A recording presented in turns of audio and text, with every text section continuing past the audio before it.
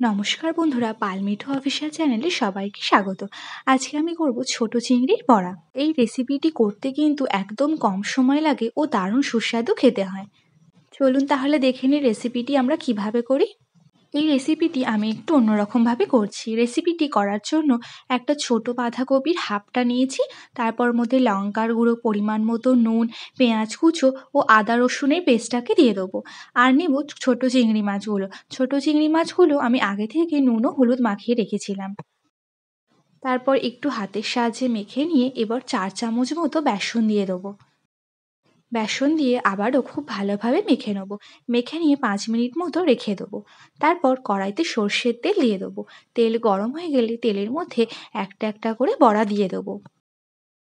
তারপর গ্যাসটা মিডিয়ামে দিয়ে বড়াগুলোকে খুব ভালোভাবে ভেজে নেবো। বড়াগুলোর 2 দিকটা যখন ভাজা হয়ে যাবে তখন বড়াগুলোকে তুলে নেব।